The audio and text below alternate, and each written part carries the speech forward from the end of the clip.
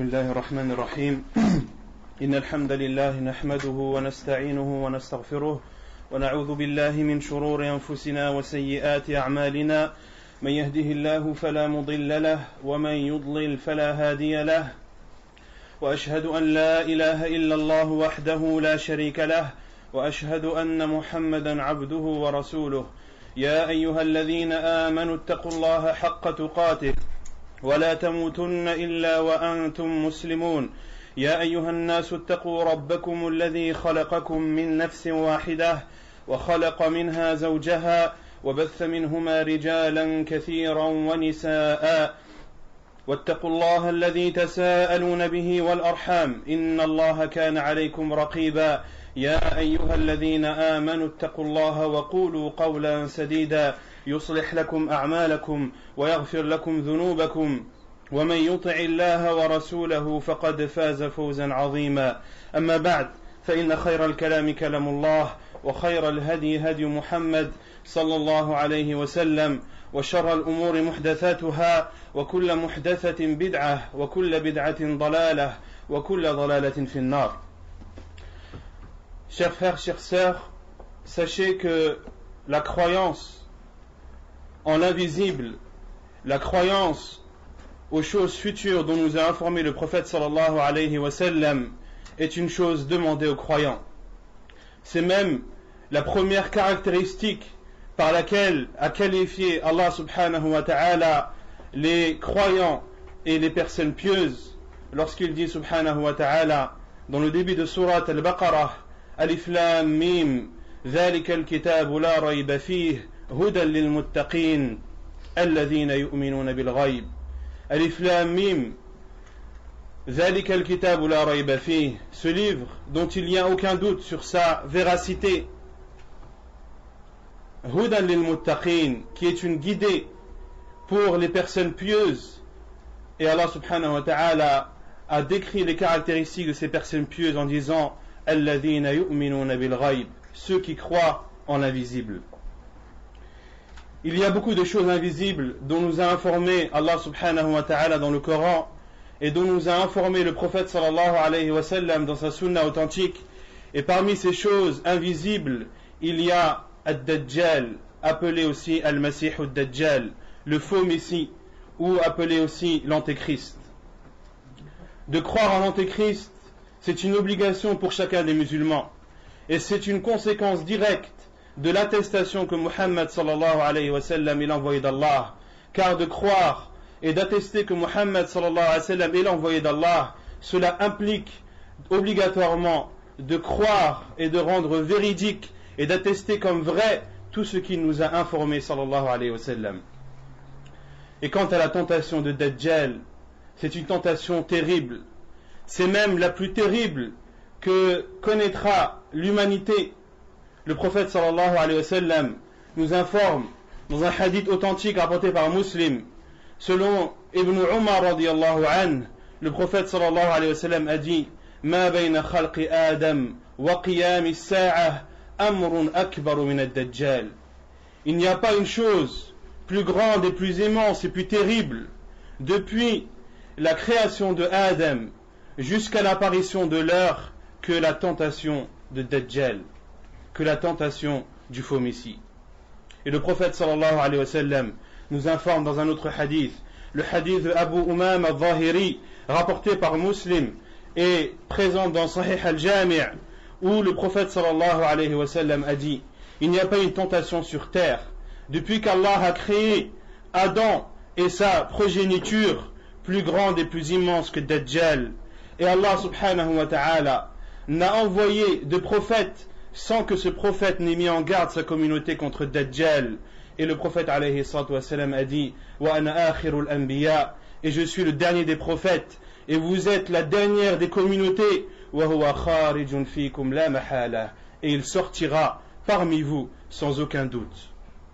Et le prophète alayhi salatu wa sallam nous informe aussi dans un autre hadith rapporté par Al-Bukhari, où il dit alayhi salatu wa sallam inni la unzirkumuh, je vous mets en garde contre lui, wa ma min nabiyyin illa wa anzara qawmah, et il n'y a pas un prophète sans qu'il n'ait mis en garde sa communauté et son peuple contre Ad-Dajjal et le prophète alayhi salatu wassalam, lui qui a beaucoup de compassion envers sa communauté, lui qui veut le bien pour sa communauté, nous a dit سأقول لكم فيه قولا لم يقله نبي لقومه. Et je vais vous dire des paroles qu'aucun prophète avant moi n'a dit à son peuple. وإنه أعور وإن ربكم ليس بأعور. Il est borgne, en parlant de l'antéchrist. Il est borgne et votre Seigneur Allah n'est pas borgne. Et le prophète sallallahu alayhi wa sallam nous met en garde aussi en disant: si Ad-Dajjal sort alors que je suis parmi vous, je me chargerai de témoigner contre lui à votre place. Mais s'il sort alors que je ne suis pas là, alors chacun devra témoigner pour lui-même. Wallahu khalifati ala kulli muslim. Et Allah subhanahu wa ta'ala aidera et donnera de l'aide à chacun des musulmans.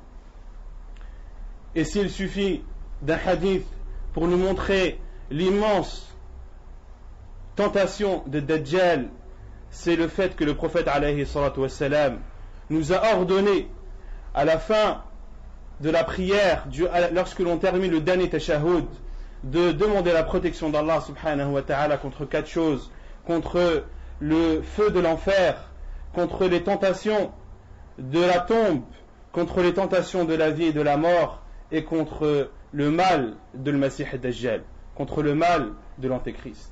Et certains savants, comme Cheikh Al-Albani rahimahullah, ont même dit que cela était obligatoire à faire, à dire pendant la prière.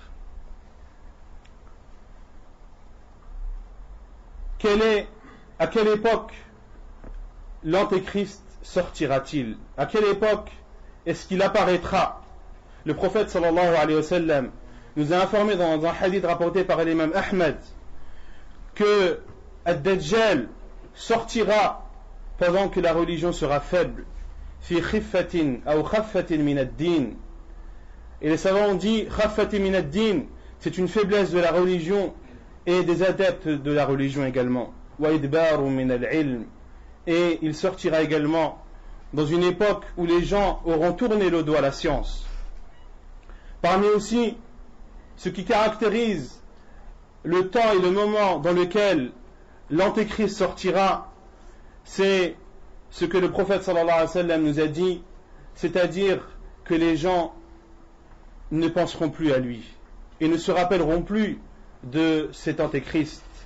Comme il a dit alayhi salatu wassalam dans un hadith authentifié par Al-Haythami, rapporté par l'imam Ahmed, où le prophète alayhi salatu wassalam a dit: La yakhruju ad-Dajjal hatta yadhhal an-nasu an dhikrih.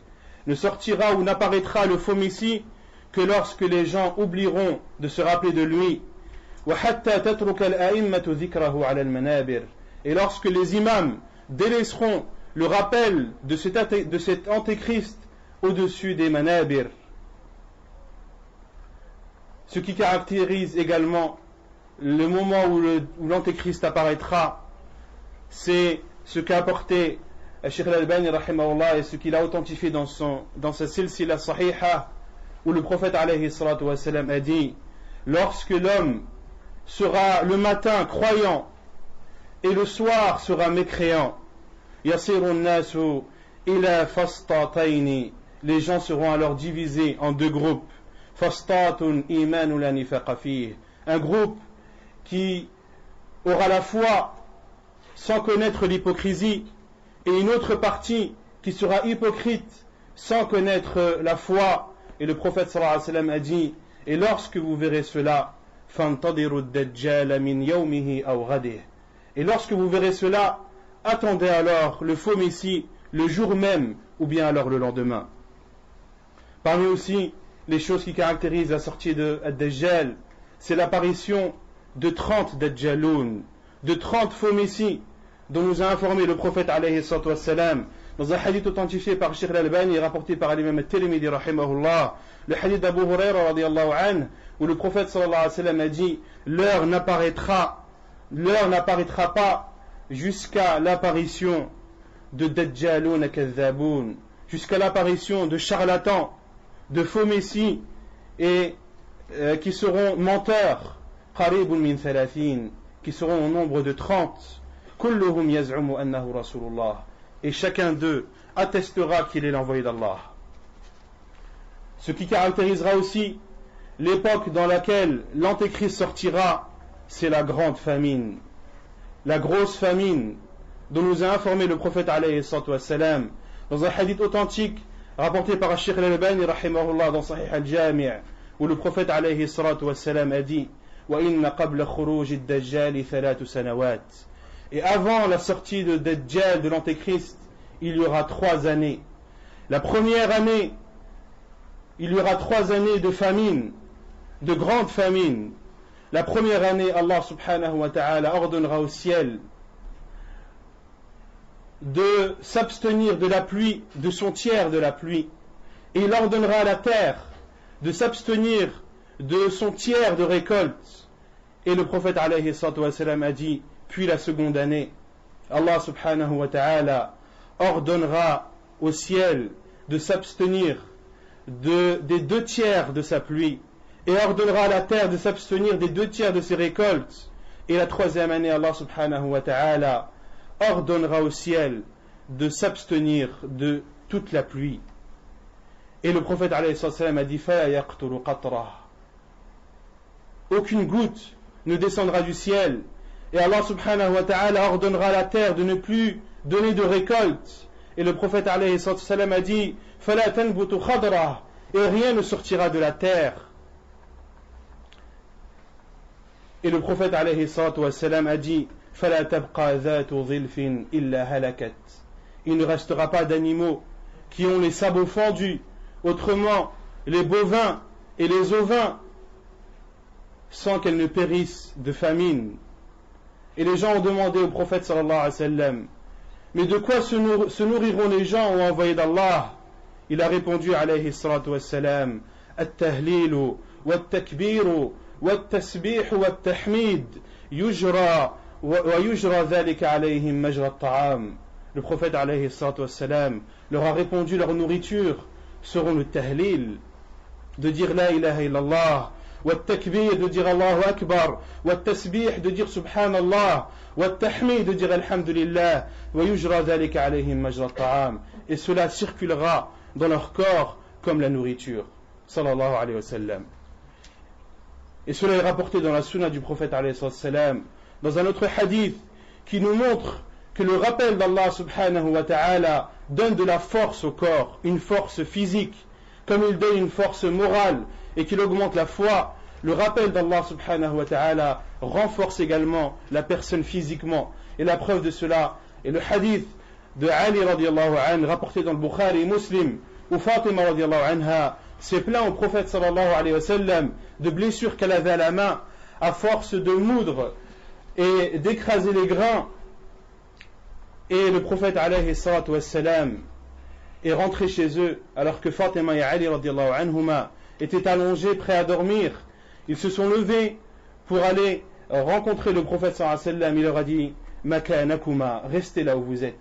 Et le prophète alayhi sallam s'est placé entre les deux, entre Fatima radiallahu anha et Ali radiallahu anhu. Il leur a dit Ala adullukuma ala khayri mimma sa'altuma, ne voulez-vous pas que je vous montre une chose qui est meilleure que ce que vous avez demandé? Et Fatima radiallahu anha avait demandé un serviteur, quelqu'un qui soit à son service pour l'aider dans ses tâches. Et le prophète alayhi sallam leur a dit lorsque vous vous apprêtez à aller dormir, dites Subhanallah 33 fois, dites Alhamdulillah 33 fois, dites Allahu Akbar 34 fois, cela est meilleur pour vous qu'un serviteur. Quelle est la signification de Al-Masih et quelle est la signification de Dajjal? Al-Masih en langue arabe signifie celui qui a le visage effacé, celui qui n'a pas d'œil et qui n'a pas de sourcils.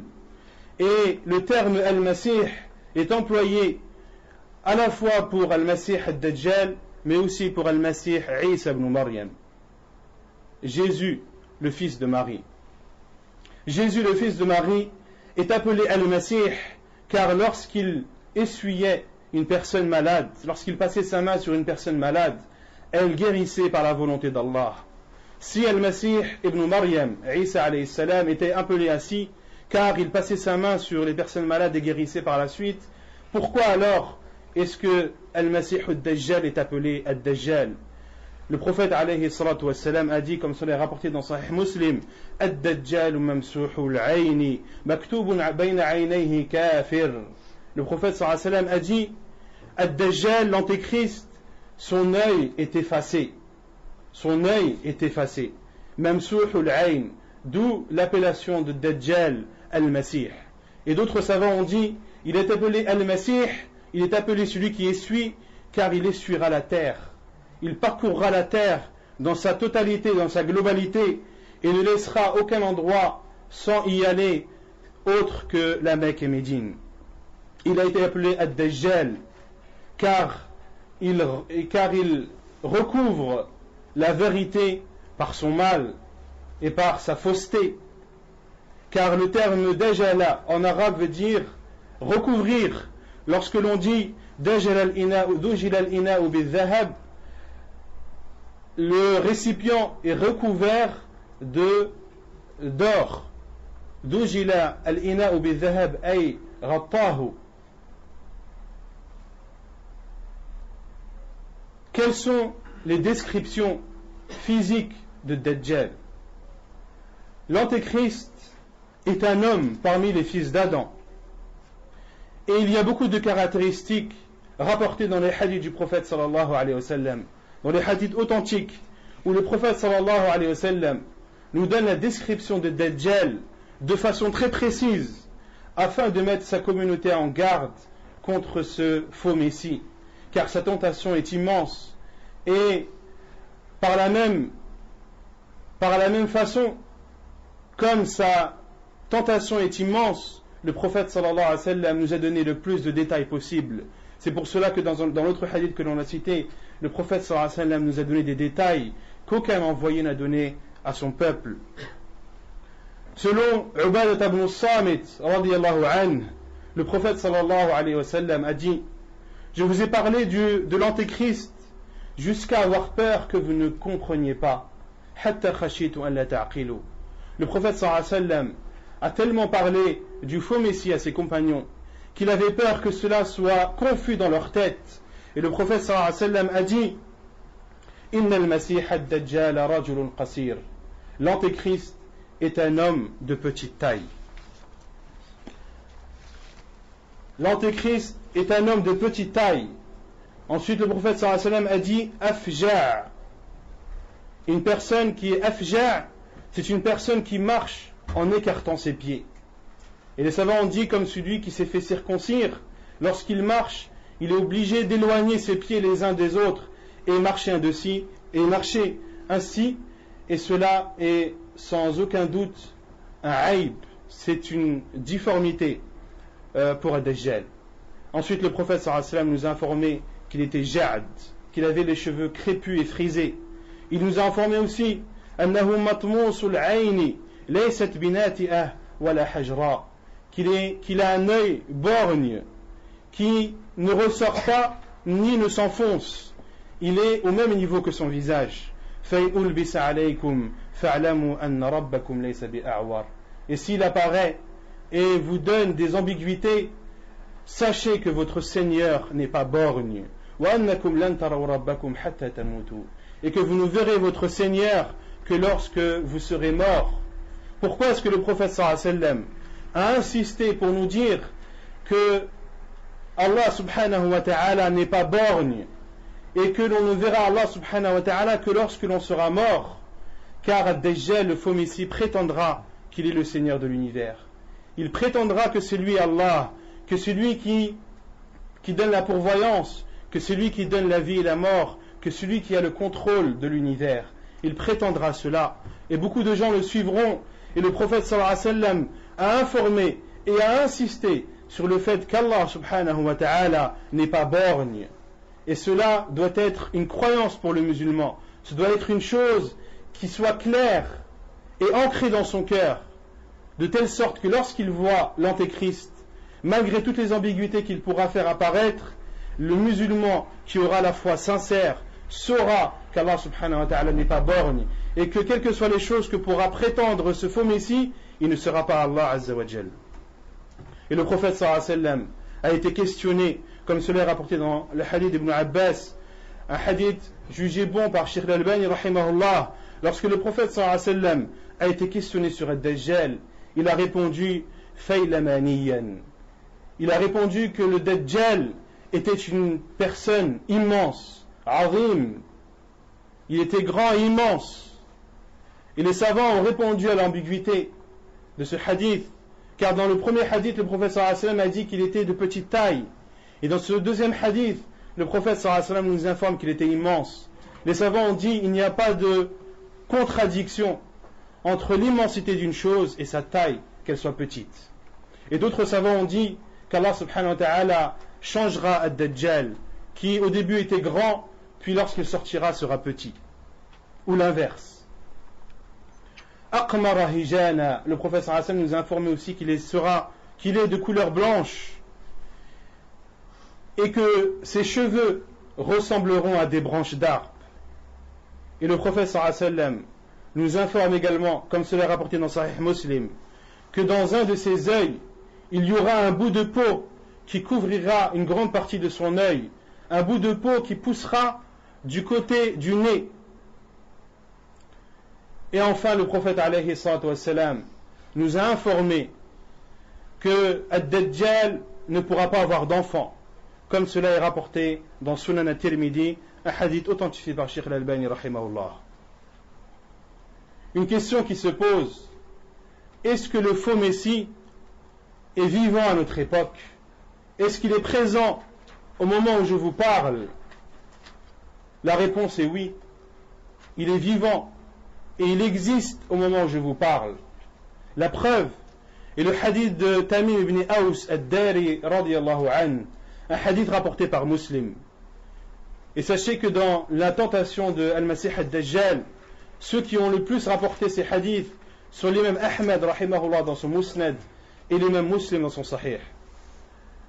Fatima bint Qais, comme cela est rapporté dans Sahih Muslim radiyallahu anha, a dit: j'ai prié avec le prophète sallallahu alayhi wa sallam, la prière en groupe. Une fois la prière terminée, l'appeleur à la prière, al-mu'adhin, a appelé as-salatu jami'ah, la prière en groupe.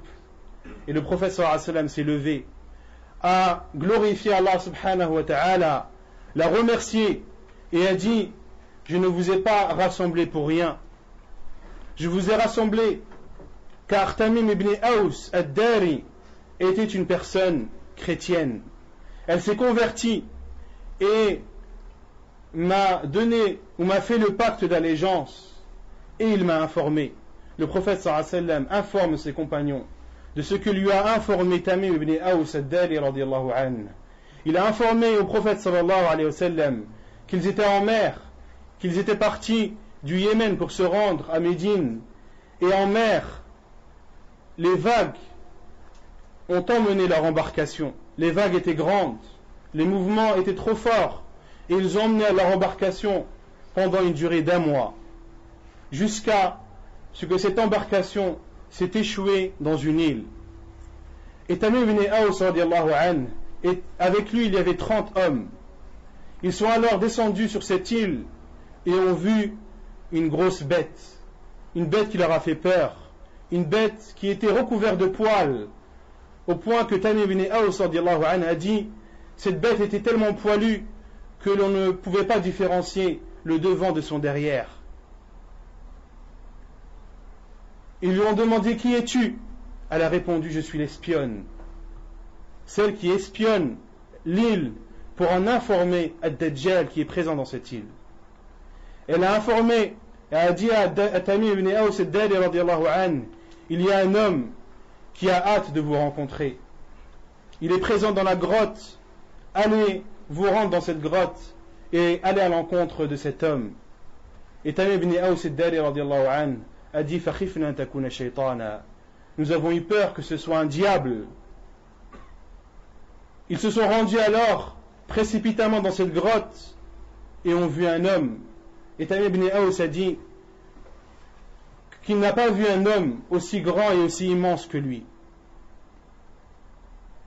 Et il leur a posé des questions. Et Tamim ibn Aus a informé que cet homme était enchaîné, que ses mains étaient enchaînées à son cou, et que son cou était enchaîné à ses jambes. Et il a posé des questions à Tamim ibn Aws ad-Dari et aux hommes qui étaient avec lui. Il leur a dit: informez-moi sur les palmeraies de Yabasan. Ils lui ont répondu: que veux-tu comme information? Il a répondu: est-ce qu'ils donnent des fruits? Est-ce qu'ils donnent des dattes? Ils ont répondu oui. Il a dit: il viendra un moment où ils ne donneront plus dates. Ils ne donneront plus de dates. Il leur a dit: informez-moi sur la petite mer appelée At-Tabariyah. Ils lui ont répondu: que veux-tu savoir? Il leur a dit: est-ce que son eau est en grande quantité? Ils lui ont répondu oui. Il leur a dit: il viendra un moment où il n'y aura plus d'eau. Il leur a demandé: informez-moi sur la source de Zarar. Ils ont répondu: que veux-tu savoir? Il a dit: est-ce que son eau est en grande quantité? Et est-ce que les personnes présentes à sa proximité utilisent cette eau pour leur récolte? Ils ont répondu oui, son eau est en grande quantité. Et oui, ces personnes utilisent cette eau pour leur récolte. Et il viendra un moment où il n'y aura plus d'eau et les gens ne pourront plus récolter. Puis il leur a informé, il leur a demandé: Afwan, est-ce que le prophète des analphabètes est apparu chez les Arabes? Ils ont répondu oui. Il leur a dit: comment est-ce que les Arabes se sont comportés avec lui? Ils ont répondu: ils l'ont combattu, mais il a réussi à prendre le dessus. Ensuite, il a réussi à prendre le dessus, et beaucoup parmi eux lui ont obéi. Et cet homme a dit: ils ont raison de lui obéir. Et ensuite, il leur a informé de qui il était. Il leur a dit qu'il était Al-Masih Ad-Dajjal, qu'il était le faux Messie, et qu'Allah subhanahu wa ta'ala lui permettra de sortir. Et il sortira. Il dit: je sortirai, je parcourrai toute la terre, hormis la Mecque et Médine, car ce sont deux villes qui me sont interdites. Et le prophète alayhi salatu wassalam a tapé sur Al-Minbar et a dit que Taïbah, car Ad-Dajjal a dit: deux villes qui me sont interdites sont la Mecque et Taïbah. Et le prophète sallallahu alayhi wa sallam a attesté 3 fois de suite: Ala inna Taïbat al-Madina. Taïbah c'est Médine, Taïbah c'est Médine, Taïbah c'est Médine. Et le prophète sallallahu alayhi wa sallam a dit à ses compagnons: voyez-vous, ce que je vous ai dit était la vérité. Ce que je vous ai dit sur la Mecque et Médine était la vérité. Et la parole et le fait que Tamim ibn Aws ad-Dari radiyallahu anhu a apporté vient réconforter et confirmer ce que je vous ai dit.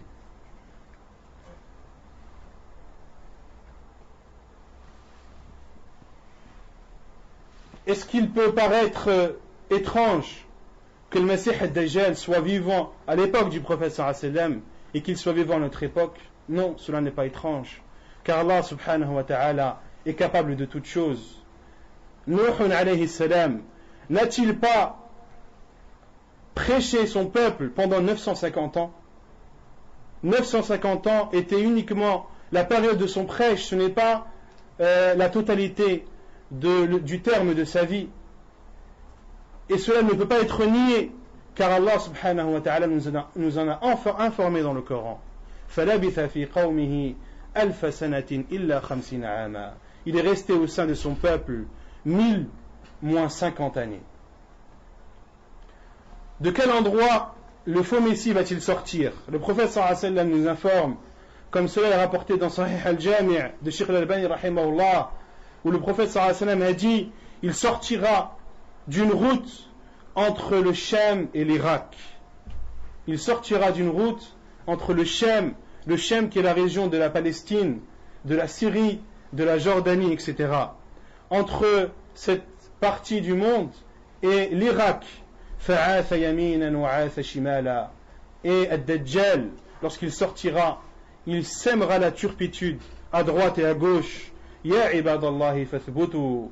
Et c'est là où le prophète sallallahu alayhi wa sallam a dit: ô vous les esclaves d'Allah, ô vous les serviteurs d'Allah, soyez fermes dans votre foi et dans votre position et dans votre condamnation de ce faux Messie.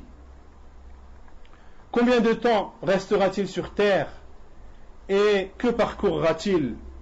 Le prophète sallallahu alayhi wa sallam a été questionné comme cela est rapporté dans Sahih Muslim.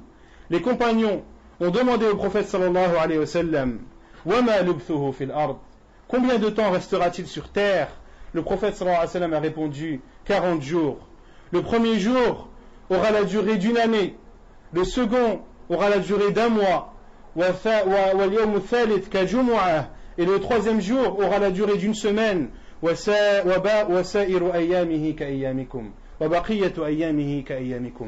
le reste des jours comme vos jours. Et les 37 derniers jours auront la même durée que les jours que l'on connaît maintenant. Et les compagnons du prophète sallallahu alayhi wa sallam ont demandé au prophète alayhi salatu wa sallam, ô envoyé d'Allah, dans ce jour qui aura la durée d'une année, comment devrons-nous, est-ce qu'une prière d'un jour nous suffira? Et le prophète alayhi salatu wa sallam a dit, là, non, uqduru lahu qadrah, mais faites cela proportionnellement, faites vos prières proportionnellement aux journées que vous connaissez. Et les savants ont déduit de ce hadith que les personnes qui vivent dans des endroits où il y a la nuit ou le jour pendant des mois et des mois, de se fier au pays le plus proche d'eux, qui connaît des jours normaux, et de régler leurs heures de prière à ce pays qui est proche. Puis, ils ont demandé au prophète sallallahu alayhi wa sallam, quelle sera sa vitesse? Quelle sera la vitesse par laquelle il parcourra la terre? Le prophète alayhi wa sallam a répondu, comme une pluie qui est poussée par le vent. Et les savants ont déduit, comme l'a dit Al-Mubarak Furi dans son livre Tuhfatul Ahwadi, il a dit, le prophète sallallahu alayhi wa sallam a voulu dire par cela la vitesse par laquelle se déplacent les nuages, car les nuages sont eux qui transportent la pluie.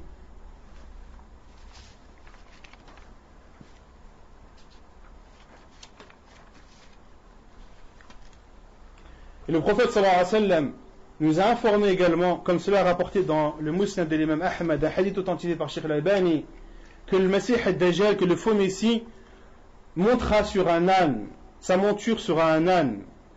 Et la largeur entre les deux oreilles de cet âne, le prophète sallallahu alayhi wa sallam nous a informé qu'elle serait de 40 coudées. Et il parcourra toute la terre, hormis la Mecque et Médine, comme cela est rapporté dans le hadith de Tamim ibn Aus que l'on a cité, lorsque le Dajjal lui-même a attesté qu'il ne pourra pas entrer ni à Médine ni à la Mecque. Il est rapporté dans un hadith rapporté par l'imam Ahmad dans son Musnad et authentifié par Sheikh al-Albani, où le prophète sallallahu alayhi wa sallam nous donne plus d'informations sur cela.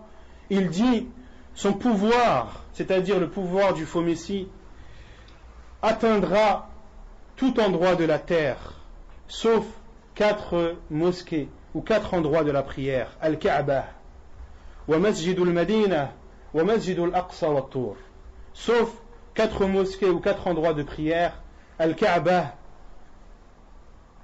la mosquée de Médine, la mosquée de Jérusalem et At-Tour, At-Tour qui est la montagne sur laquelle Moussa alayhi salam a reçu la révélation d'Allah subhanahu wa ta'ala. Et le prophète sallallahu alayhi wa sallam nous a même informé que la peur de Dajjal n'entrera pas à Médine. Dajjal n'entrera pas à Médine physiquement, mais la peur qu'il pourra dégager n'atteindra pas Médine également, comme nous en a informé le prophète sallallahu alayhi wa sallam dans un hadith rapporté par Al-Bukhari, La yadkhulu al-madinata ru'bu al-masih ad-dajjal, n'entrera pas à Médine la peur et la frayeur de l'antéchrist. Laha yawmaidin sab'atu abwab, Médine aura ce jour-là 7 portes, li kulli babin malakan, et à chaque porte sera présent 2 anges. Et Al-Hafid ibn Hajar a dit, soit Médine aura des portes réelles, ou bien alors elle comportera 7 routes essentielles et principales. Quelle est la tentation de Masih ad-Dajjal? On parle des tentations du faux Messie, de l'Antéchrist, mais quelles sont ces tentations?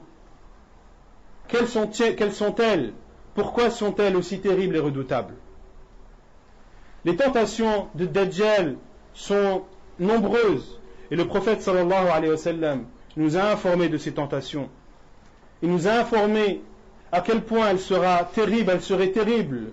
Il a même comparé, le prophète sallallahu alayhi wa sallam a même comparé la tentation du faux Messie à la tentation de la tombe.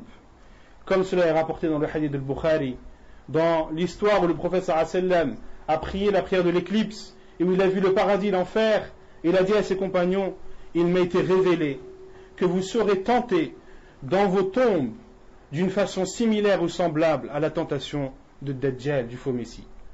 Et le prophète sallallahu alayhi wa sallam nous a informé dans Sahih Muslim que le faux messie aura un paradis et un feu. Et il nous a dit فَنَارُهُ جَنَّةٌ وَجَنَّتُهُ نَارٌ.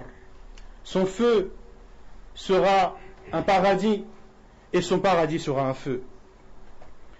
Le prophète sallallahu alayhi wa sallam nous informe dans un autre hadith authentifié par Cheikh Al-Albani rahimahullah: je suis mieux connaisseur du faux messie de ce qu'il a que lui. Il a deux fleuves qui couleront. L'un, lorsqu'il sera vu, ce sera une eau blanche, et l'autre, lorsqu'il sera vu, ce sera un feu ardent. Le faux messie aura donc deux fleuves, un fleuve d'eau blanche et un fleuve de feu ardent. Le prophète sallallahu alayhi wa sallam a dit: si l'un d'entre vous le rencontre, qu'il se dirige vers ce fleuve qu'il voit comme feu ardent, qu'il ferme ses yeux, puis qu'il baisse sa tête, qu'il entre sa tête dans ce feu, et qu'il boit de ce feu, car c'est une eau fraîche. Et dans une autre version, le prophète sallallahu alayhi wa sallam a dit: et celui d'entre vous qui sera tenté par ce feu, qu'il demande l'aide d'Allah, qu'il demande le secours d'Allah, et qu'il lit sur Ad-Dajjal les débuts de Surat Al-Kahf, car elle sera une barrière, une protection contre lui. Et Al-Mughira ibn Shu'ba radiyallahu anhu, comme cela est rapporté dans Sahih Muslim, a dit: je suis parmi les compagnons celui qui a le plus posé de questions au prophète sallallahu alayhi wa sallam concernant le faux messie. Au point où le prophète sallallahu alayhi wa sallam lui a dit: mais pourquoi as-tu aussi peur? Et Al-Mughira ibn Shu'ba a dit: car les gens disent qu'il aura avec lui des fleuves d'eau et des montagnes de pain. Et le prophète sallallahu alayhi wa sallam a dit: huwa ahwanu ala Allah min dhalik. Le prophète sallallahu alayhi wa sallam a dit: malgré tout ce qu'il a, il ne représente rien chez Allah. On a dit précédemment que le faux messie apparaîtra pendant une période de grande famine, une famine sans précédent. Et le faux messie aura en sa possession des fleuves d'eau et des montagnes de pain. Et dans une autre version de Muslim, le prophète sallallahu alayhi wa sallam a dit: ma'ahu jibalu min khubzin wa lahmin wa nahrin min ma'. Il aura des montagnes de pain, de viande, et il aura des fleuves d'eau. Et dans une autre version, le prophète sallallahu alayhi wa sallam a dit: inna ma'ahu at-ta'am wa ash-sharab. Il aura avec lui de la nourriture et des boissons. Ce sera un moyen pour lui de tenter les gens, et d'où le fait que la tentation de l'Antéchrist soit décrite comme terrible, car les gens seront affamés, et ils seront attirés et baveront devant la nourriture et devant l'eau. Parmi aussi les tentations de Al-Masih ad-Dajjal, c'est qu'il ordonnera au ciel de pleuvoir, et il ordonnera à la terre de sortir ses récoltes, comme cela est rapporté dans Sahih Muslim selon Nawas ibn Sam'an. Le faux messie passera dans des contrées, ira voir des peuples, les appellera, ils croiront en lui et répondront à son appel, et ordonnera au ciel de pleuvoir et à la terre de sortir ses récoltes. Parmi aussi ces tentations, c'est qu'il passera chez des peuples qui refuseront de croire en lui. Comme le dit le prophète sallallahu alayhi wa sallam dans le même hadith de Nawas ibn Sam'an: ثم يأتي القوم فيدعوهم فيردون عليه قوله فينصرف عنهم فيصبحون ممحلين. Il viendra vers des peuples, il les appellera, il leur demandera de croire en lui et d'attester que c'est le Seigneur de l'univers. Ils refuseront son appel, il les quittera en les laissant démunis de toutes choses. Comme le dit le prophète sallallahu alayhi wa sallam, ils n'auront en leur possession rien du tout. Parmi aussi ces tentations, il passera dans des terrains abandonnés et vagues et dira Akhriji kunuzaki, il dira cette terre sans valeur, sors ton trésor. Alors cette terre sortira son trésor et le prophète sallallahu alayhi wa sallam a dit fatatba'uhu kunuzuha ka'ayasi bin nahl, et le trésor que contiendra cette terre suivra le faux messie dans son parcours de la terre comme suit les abeilles leur reine. Parmi aussi ces tentations, c'est qu'il fera croire aux gens qu'il ressuscite les morts, comme nous en a informé le prophète sallallahu alayhi wa sallam dans un hadith authentifié par Sheikh al-Albani et rapporté par Ibn Majah dans son Sahih, où le prophète sallallahu alayhi wa sallam a dit, et parmi les tentations du diable, il dira à un bédouin, que dis-tu si je ressuscite ton père et ta mère, attesteras-tu que je suis ton Seigneur? Et ce bédouin dira oui.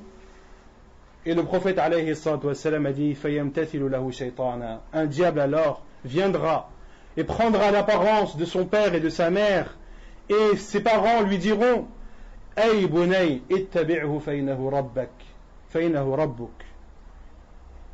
Et ces deux diables qui auront l'apparence de son père et de sa mère lui diront ô notre fils, suis-le car c'est ton Seigneur. Quels sont les gens et les personnes qui seront influencées par Al-Masih ad-Dajjal? Les bédouins, comme nous en a informé le prophète sallallahu alayhi wa sallam dans ce hadith. Mais il y a également les femmes. Les femmes seront énormément tentées par le faux messie, plus que les bédouins. Et ceci, car les femmes sont plus éloignées de la science que les hommes. D'où le devoir aux hommes d'enseigner ce qu'ils savent à leurs femmes, car elles n'ont pas la possibilité d'apprendre leur religion comme l'ont les hommes. Les femmes ne doivent pas être négligées. L'homme doit prendre soin de sa famille, de ses femmes, de ses mères, de sa mère, de ses filles, de ses sœurs, et doit les mettre en garde contre la tentation de Al-Masih ad-Dajjal, car les femmes seront parmi les êtres humains celles qui seront le plus tentées. Le prophète sallallahu alayhi wa sallam nous informe dans un hadith rapporté par l'imam Ahmed et authentifié par Ahmed Shakir rahimahullah, où le prophète sallallahu alayhi wa sallam a dit yanzilu ad-Dajjal fi hadihi as-sabkha bimarqanah, le Dajjal descendra ou se posera dans cette terre appelée Mirqanah, qui est une terre proche de Médine, aux portes de Médine. فَيَكُونُ أَكْثَرُ مَنْ يَخْرُجُ إِلَيْهِ النِّسَاءِ, et ceux qui sortiront en plus grand nombre vers lui seront les femmes. حَتَّى إِنَّ الرَّجُلِ, au point que le prophète sallallahu alayhi wa sallam a dit, au point que l'homme retournera chez lui, يَرْجِعُ إِلَى حَمِيمِهِ وَإِلَى أُمِّهِ وَابْنَتِهِ وَأُخْتِهِ وَعَمَّتِهِ, au point que l'homme retournera chez lui et ira à la rencontre de sa mère, de ses filles, de ses sœurs, de ses tantes, فَيَثُوقُهَا رِبَاطًا, et les attachera. Il attachera ses femmes, sa femme, sa mère, ses sœurs, ses filles, de peur qu'elles ne sortent et qu'elles n'aillent rejoindre Al-Masih ad-Dajjal. Parmi aussi ceux qui seront tentés et suivront Al-Masih ad-Dajjal, il y aura les mécréants bien sûr, mais également les hypocrites et les personnes pervers, comme cela est rapporté dans un hadith jugé bon par Sheikh al-Albani rahimahullah, où le prophète sallallahu alayhi wa sallam a exhorté ses compagnons un jour et leur a dit Yawmul khalas wa ma adraka wa ma yawmul khalas. 3 fois le prophète sallallahu alayhi wa sallam a dit le jour de la délivrance. Quel est le jour de la délivrance? Le jour de la délivrance. Quel est ce jour de la délivrance? Et le prophète sallallahu alayhi wa sallam a dit Yaji'u ad-Dajjal, le faux messie viendra, montera sur la montagne Uhud et regardera Médine, et il dira à ses partisans Ala tarawna al-qasr al-abyad, ne voyez-vous pas ce palais blanc? wa subhanallah, à notre époque, comme l'architecture de la mosquée de Médine, celui qui monte au-dessus de la montagne de Uhud et se dirige vers la ville de Médine, il verra la mosquée du prophète sallallahu alayhi wa sallam qui ressemble à un palais blanc. Subhanallah. Il demandera à ses partisans, voyez-vous ce palais blanc? Ils répondront oui. Il dira, Hada masjidu Ahmed. Ceci est la mosquée de Ahmed. Ahmed qui est un des noms du prophète sallallahu alayhi wa sallam. Thumma ya'ti al-Madina. Puis il se dirigera vers Médine. Il essaiera de rentrer dans cette ville, mais trouvera à chaque fois dans son chemin des anges qui seront debout avec des épées dégainées, prêts à trancher le faux messie. Puis le prophète sallallahu alayhi wa sallam a dit, Thumma tarjufu al-Madinata thalatha rajafat. Puis Médine sera secouée de 3 secousses. Fala yabqa munafiq. Il ne restera ni hypocrite, ni hypocrite au masculin et au féminin, wala fasiq wala fasiqa, ni pervers, sans qu'il ne sorte de Médine. Fadhalika yawmul khalas. Ce sera alors ce jour-là, le jour de la délivrance. Il y a une chose importante à savoir, c'est que certes, le faux messie ne rentrera pas à Médine, et d'habiter à Médine est un moyen qui aide à combattre et à lutter contre la tentation de Masih ad-Dajjal, mais d'habiter à Médine ne suffit pas, comme le dit Cheikh al-Albani rahimahullah. Et lorsque Abu Darda rahimahullah radiyallahu anhu a écrit à Salman al-Farisi radiyallahu anhu, il lui a dit Halumma ila ardi al-muqaddasa, bienvenue à toi, ou quand est-ce que tu viendras dans les terres bénies? Il voulait dire par là Shem, la région de Shem qui est une région bénie. Et Salman al-Farisi radiyallahu anhu a répondu Inna al-arda la tuqaddisu ahada. La terre ne bénit personne. Innama yuqaddisu al-insana amalah. Ce qui bénit la personne, ce sont ses actes, ce sont ses actions. Et Cheikh al-Albani rahimahullah a dit, il y a dans cela une preuve que la première cause à avoir et la première chose qui t'aidera à lutter contre la tentation du faux messie, ce sera ta foi véridique et tes actes pieux. C'est la plus grande cause à faire et c'est la cause principale. Et de se rendre à Médine et de vivre à Médine est une cause secondaire, et la cause secondaire n'est pas bénéfique à la personne lorsqu'elle ne prend pas en considération la cause primaire et la plus importante qui est la croyance en Allah subhanahu wa ta'ala et de faire des actes pieux. Le début de la fin de l'Antéchrist apparaîtra, comme le prophète sallallahu alayhi wa sallam nous en a informé dans le hadith d'Abu Sa'id al-Khudri radiyallahu anhu, rapporté par Muslim, où le prophète sallallahu alayhi wa sallam nous informe qu'un jeune sortira de Médine. Et le prophète sallallahu alayhi wa sallam a dit dans le hadith wa huwa min khayrin nas, et il fait partie des meilleurs des gens. Il sortira de Médine lorsque Ad-Dajjal sera dans cet endroit que l'on a cité, Mirmaqah. Et le prophète sallallahu alayhi wa sallam nous a informé que Ad-Dajjal plantera ses tentes à cet endroit. Il restera longtemps dans cet endroit aux portes de Médine.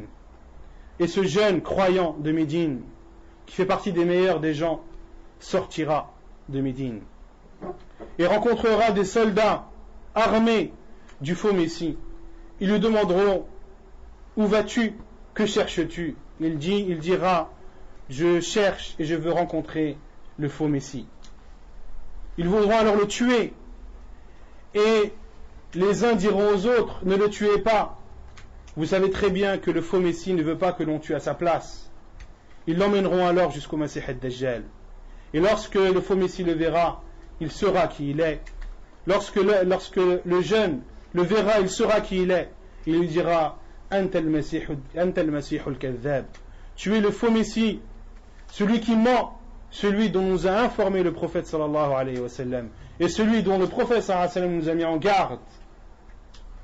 Il ordonnera alors à ses soldats d'attraper ce jeune homme et de le rouer de coups dans son ventre et dans son dos. Ensuite, Ad-Dajjal lui dira: crois-tu en moi? Il dira: non, tu es le faux Messie, celui dont le prophète sallallahu alayhi wa sallam nous a mis en garde. Il dira alors à ses soldats de l'écarter.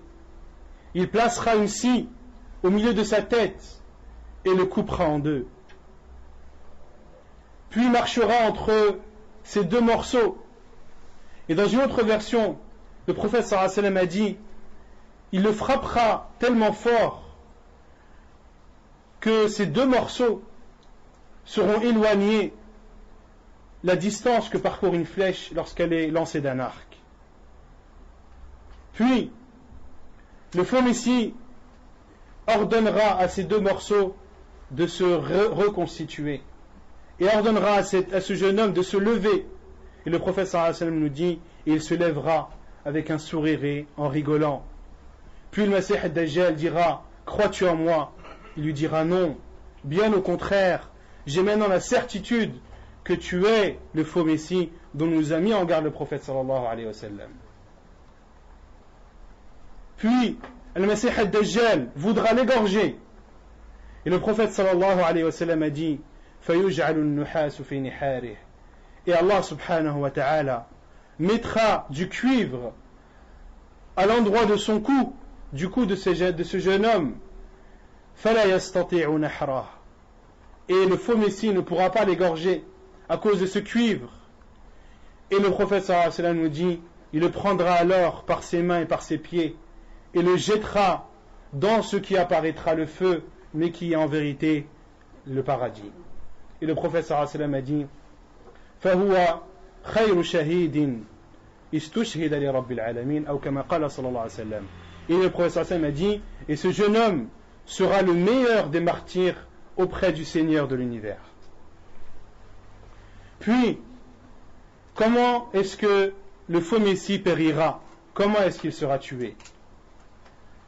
Lorsqu'il aura jeté ce jeune homme dans ce feu, qui sera en apparence feu, mais qui est un paradis, les anges pousseront et expulseront le faux Messie et sa troupe en direction du Shem. En direction du Shem. Et là-bas, le faux Messie se dirigera vers une montagne appelée Ilia. Et il combattra les musulmans là-bas. Il y aura un combat qui sera dur pour les musulmans. Et pendant le combat, des hommes ont dit, parmi les musulmans: qu'attendez-vous pour vous soulever contre lui? Soit vous le tuerez, ou bien alors vous rencontrerez votre Seigneur. Ils se mettront alors d'accord pour aller le combattre le lendemain matin. Et pendant la prière de Subh, leur prière sera dirigée par un homme vertueux, comme le dit le prophète sallallahu alayhi wa sallam, Rajulun salih, qui n'est autre que Al-Mahdi, c'est lui qui présidera la prière devant ces musulmans qui seront en face du faux Messie. Et le prophète sallallahu alayhi wa sallam a dit: Al-Mahdi min ahli al-bayt, que le Mahdi fait partie de la famille du prophète sallallahu alayhi wa sallam. Il nous dit: Fahuwa min awladi Fatima, il fait partie de la descendance de Fatima radiallahu anha. Et le prophète sallallahu alayhi wa sallam a dit: et le nom de son père est le même que le nom du mien, et son nom est le même que le mien. Puis, lorsque Al-Mahdi voudra présider la prière, c'est à ce moment que Isa alayhi salam, Jésus fils de Marie, descendra du ciel à Damas, dans un endroit connu à Damas. Et le prophète sallallahu alayhi wa sallam nous informe qu'il descendra en posant chacune de ses mains sur les ailes de deux anges qui le supporteront. Puis Isa alayhi salam se rendra à l'endroit où ces musulmans prient à Subh, et lorsque le Mahdi le verra, il reculera pour laisser sa place à Isa alayhi salam, et Isa alayhi salam posera sa main entre ses épaules et lui dira: Laka uqimat, c'est pour toi qu'elle a été annoncée. Préside la prière. Et lorsqu'ils prieront, et lorsque le Mahdi alayhi salam, radiyallahu anhu, se relèvera de son inclinaison, les musulmans diront Sami'a Allahu liman hamidah. Et Isa alayhi salam dira également Sami'a Allahu liman hamidah. Allahumma ahlik al-Masih ad-Dajjal wazhar waj'al al-muslimina zahirin. Ou comme qala sallallahu alayhi wa sallam. Et Isa alayhi salam, lorsque lui se relèvera de son inclinaison, il dira Sami'a Allahu liman hamidah, puis invoquera et dira Oh Allah, fais périr le faux Messie et donne la victoire aux musulmans. Puis, lorsque la prière sera terminée, Isa alayhi salam ordonnera qu'on ouvre la porte de la mosquée. Et lorsque la porte sera ouverte, apparaîtra Dajjal, avec lui son armée. Et Isa alayhi salam se mettra alors à la poursuite de Dajjal. Et le prophète sallallahu alayhi wa sallam nous a informé que lorsque Dajjal verra Isa alayhi salam, فَإِنَّهُ يَذُوبُ كَمَا يَذُوبُ الْمِلْحُ فِي الْمَاءِ, qu'il fondra comme fond le sel dans l'eau. Et le prophète sallallahu alayhi wa sallam a même dit فَلَوْ تَرَكَهُ لَهَلَكَ, au point que le prophète sallallahu alayhi wa sallam a dit que si Isa alayhi salam le laisserait comme ça fondre, le faux Messie fondrait jusqu'à périr, sans que Isa alayhi salam n'ait le besoin de le tuer. Et c'est là où Al-Masih ad-Dajjal, le faux Messie, se sauvera, et Isa alayhi salam partira à sa poursuite et le tuera avec une arme qui est plus petite qu'un épée et plus grand qu'un couteau. Puis lorsqu'il l'aura tué, il montrera le sang de Dajjal aux musulmans afin qu'ils soient apaisés. Ainsi sera tué le Masih ad-Dajjal, et ce sera la fin de cette tentation terrible, la tentation la plus terrible que connaîtra l'humanité. Puis enfin, quels sont les moyens qui nous permettent de nous préserver et de nous protéger de la tentation de le Masih ad-Dajjal? La première, c'est al-aqidatu as-sahiha, c'est la croyance vraie et véridique. C'est de croire avec certitude, de croire sans aucun doute tout ce dont le prophète sallallahu alayhi wa sallam nous a informé, de croire en Allah subhanahu wa ta'ala, en ses noms et en ses attributs, de croire avec certitude, sans aucun doute, qu'Allah subhanahu wa ta'ala n'est pas borgne, et qu'Allah subhanahu wa ta'ala ne peut être vu dans ce monde d'ici-bas, au point que certains savants ont même dit que c'était de la mécréance de dire que l'on a vu Allah dans cette vie d'ici-bas.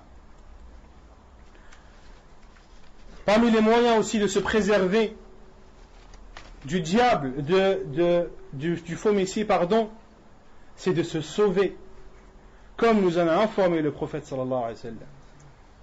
Il a dit, lorsque l'un d'entre vous rencontre le faux Messie, qu'il s'éloigne de lui, qu'il se sauve de lui.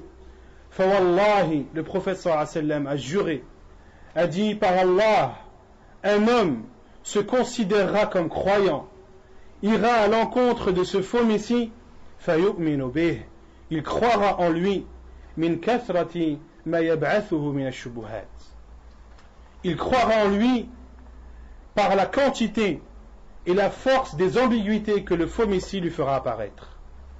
Donc parmi les moyens de se préserver, c'est tout simplement de se sauver. Man sabi'a bihi falyan'a an, celui qui entend de parler de lui, celui qui sait qu'il est à proximité, qu'il se sauve. Parmi aussi les moyens qui te permettent d'aider et de te préserver de la tentation du faux Messie, c'est d'habiter à Médine ou à la Mecque. Et le prophète sallallahu alayhi wa sallam nous a aussi informé d'une invocation à dire si l'on est amené à rencontrer le faux Messie. Le hadith est rapporté dans As-Silsila Sahiha de Sheikh Al-Albani rahimahullah, authentifié par lui-même, où le prophète sallallahu alayhi wa sallam a dit وَإِنَّهُ سَيَقُولُ أَنَا رَبُّكُمْ, et le faux Messie dira je suis votre Seigneur. فَمَنْ قَالَ لَسْتَ رَبَّنَا وَلَكِنَّ رَبَّنَا اللَّهُ عَلَيْهِ تَوَكَّلْنَا وَإِلَيْهِ أَنَبْنَا نَعُوذُ بِاللَّهِ مِنْ شَرِّكَ لَمْ يَكُنْ عَلَيْهِ سُلْطَانٌ. Le prophète sallallahu alayhi wa sallam a dit il prétendra que c'est votre Seigneur.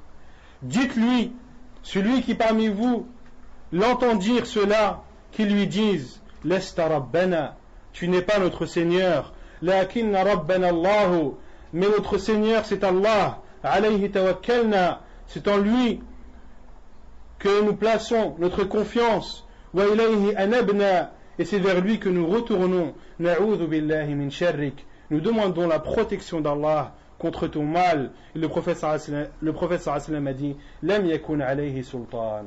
À ce moment, le faux Messie n'aura aucun pouvoir sur toi.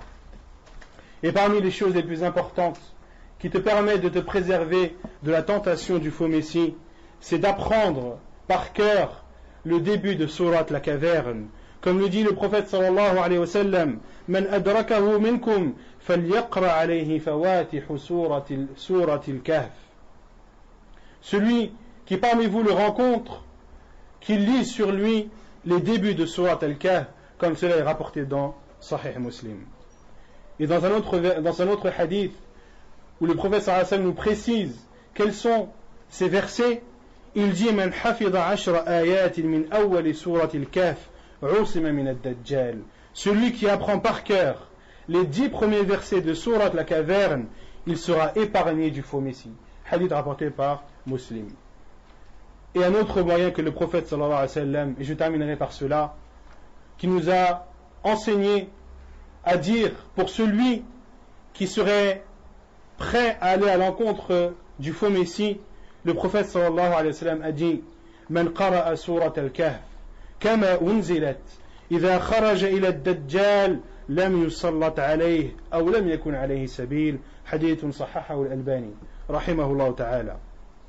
Celui qui lit la sourate, la caverne, comme elle a été descendue, puis sort pour aller rencontrer et aller à l'encontre du faux Messie, il n'aura alors aucun pouvoir sur lui. C'est-à-dire que le faux Messie n'aura aucun pouvoir sur ce musulman qui aura lu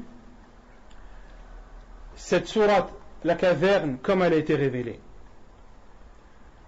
Ainsi se termine cette conférence sur la tentation du faux Messie, une tentation qui, comme vous le savez, est terrible. Et c'est une chose que le musulman doit croire avec certitude. Il n'y a aucun doute que le faux Messie existe à notre époque. Et il n'y a aucun doute qu'il sortira. Et il n'y a aucun doute que tout ce que le prophète sallallahu alayhi wa sallam nous a informé aura bel et bien lieu.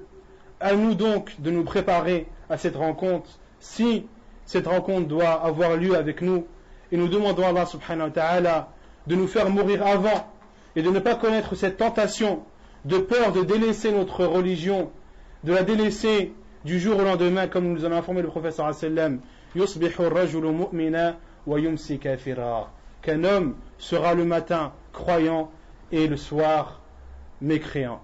فنسأل الله تبارك وتعالى أن يرينا الحق حقا وأن يرزقنا اتباعه وأن يرينا الباطل باطلا وأن يرزقنا اجتنابه. Nous demandons à Allah subhanahu wa ta'ala de nous montrer la vérité comme elle est et de nous aider à la suivre et de nous montrer le mal et le faux comme il est et de nous aider à nous en abstenir. وصلى الله وسلم وبارك على نبينا محمد وعلى آله وصحبه أجمعين وآخر دعوانا أن الحمد لله رب العالمين.